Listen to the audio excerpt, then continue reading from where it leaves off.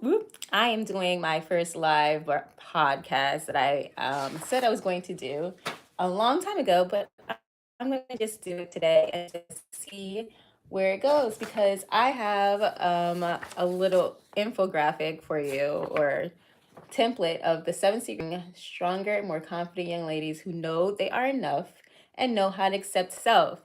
And so, because I am getting ready for our first book club with our mothers and our daughters for a mother daughter retreat, I wanted to give you some tidbits that you can take that have helped me with my wonderful 19-year-old now, who I started this with when she was probably in middle school. And I think that it really helped her be the strong young lady that she is. So the first one says, acknowledge their own uniqueness. The joy of not fitting in is so much more fulfilling than trying to fit in. And I know that is a hard thing for middle schoolers to do, especially when they're in the midst of their peers and their peers are doing something that they know that they shouldn't be doing, but they're not sure where they should fit in regards to that. So it's not just not fitting in because you want to be like something on TV, but it's also when you are around your peers and you know that they're doing something that you know you have no business doing, but you need to be the one who's not fitting in and being able to overpower that temptation so that you can actually do the right thing. So I was going to go through my book, I Think I Like My Natural Hair, because I wanted to also promote this, as we are not going to be using this for the book club. We're going to be using another one, this the Essays of a Black Girl, which is Shaniqua, I forget her last name, but we're going to be actually reading that because I have used this book a lot. But I wanted to give you some pointers about why Lady on a Mission is doing this book club, because I feel like in order for us to really develop and groom or help our young tweens and tween girls to blossom in who they are, we need to have a community of young women who have mothers who are also connecting and sharing in their experience of raising their tween and teen daughters. And I believe that the community that I have already started developing has been helpful and supportive in the growth of my daughter. But I wanted to continue it on because I believe that this is really important. As I said, students are still getting in fights, they're still doing crazy things, and think that it's okay to just treat someone less than what they should be treated in. And I think that the more that we have character development classes like these, we can actually do what we need to do for our young girls. So knowing your worth, right? Helping our girls to not fit in, they have to know their own worth, not relying on anyone else to validate them. And I think that's really hard when they feel like they have to just fit in. Like there's this whole baddies club. And I'm just like, why does a baddie have to look like that? Why can't a baddie look like that? And you define what a baddie looks like instead of you feeling like you have to be like everyone else. And I think that's the messaging that we need to continue with our young girls, because sometimes our mothers are even thinking that this is what a baddie needs to look like, and you continue to perpetuate that way of believing and thinking to your daughter. And so I'm also a truth teller. I think that it's hard for someone to hear the truth if they don't want to grow.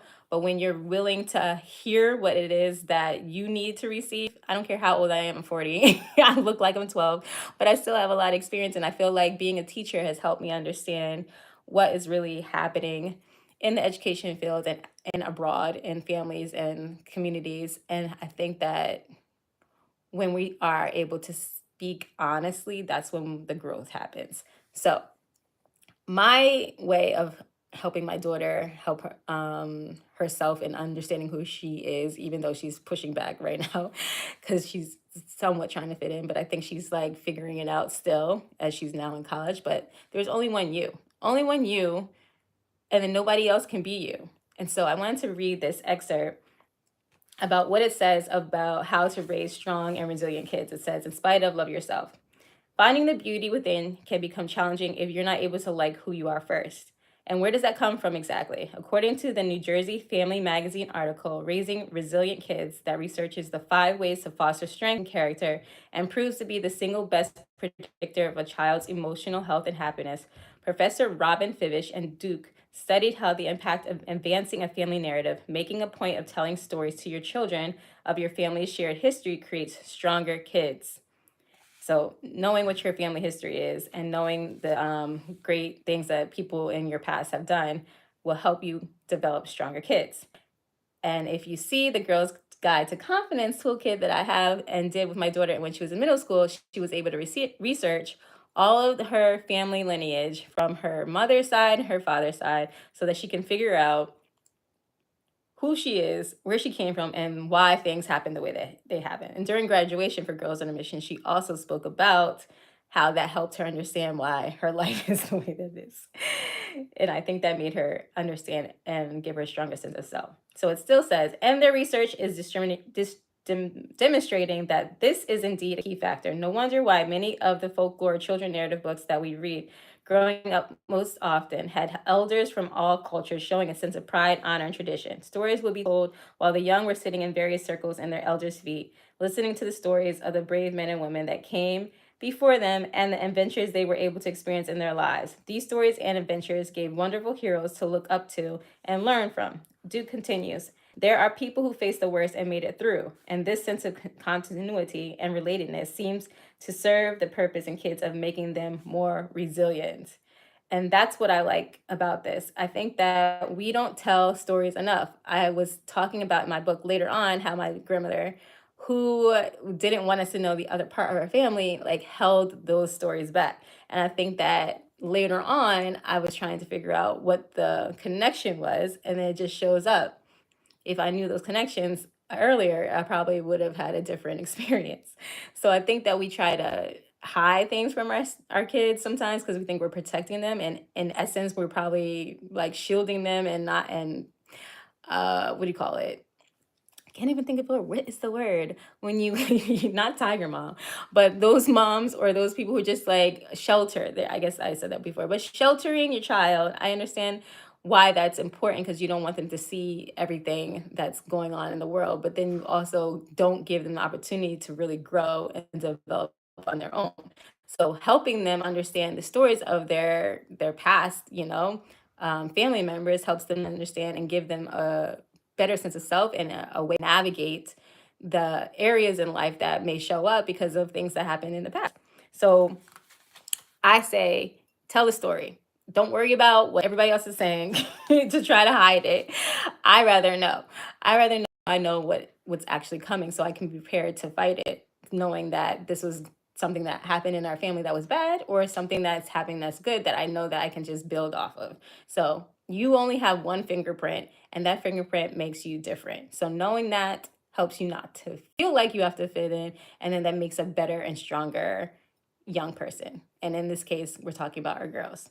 So the next one is, how many hairs do you have on your head? Nobody has the same amount of hairs on your head. Nobody has your same fingerprint. Nobody has your way of being because of the different experiences that you have. So even if someone tells you that you have done something similar to them, it's not going to be the same. I remember many times I've heard when I was talking to my friend about this girls program, she was telling me how even though there's so many people who are probably doing girls programs, it doesn't look like the way that I'm doing because the experiences that I've had with dance or playing basketball or loving to create clay or something is going to come out differently. So whatever it is that you choose to do in your life, you have to be able to be strong enough and in a position where you know it's not going to look like anybody else. So just be you and stop worrying about what everybody else looks like and how they're doing it. You're always going to do it differently. Case in point, I have two brothers. They are twins. They look alike because they're identical, but they are completely different in the way that they go about the ways that they live their lives. One could be more outgoing, the other one is like a bookworm, but they're both very intelligent and have another way of like just viewing and understanding life.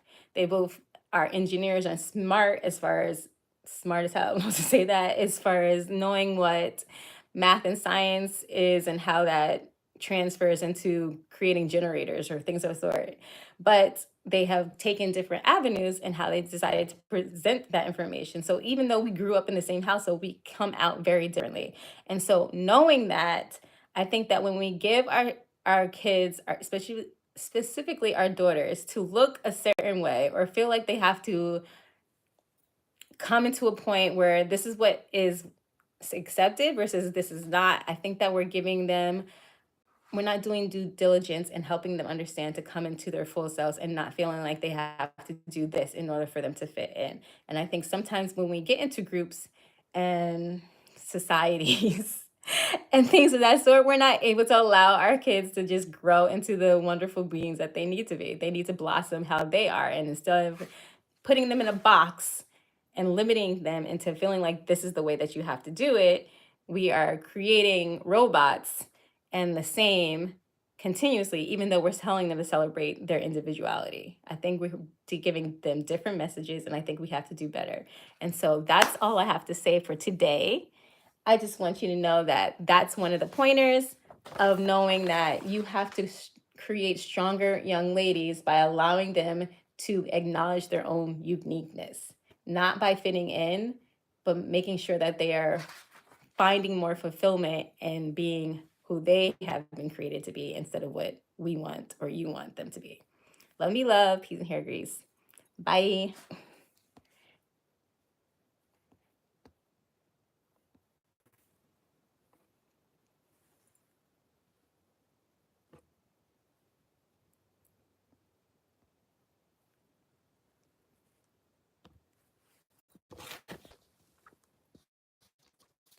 YouTube.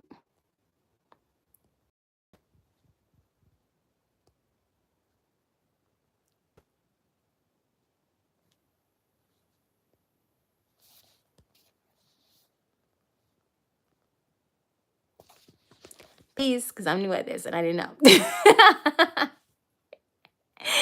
Be you. And I'll see you next time for the next pointer for our building stronger girls with more resiliency and knowing who they are, accepting themselves. Bye.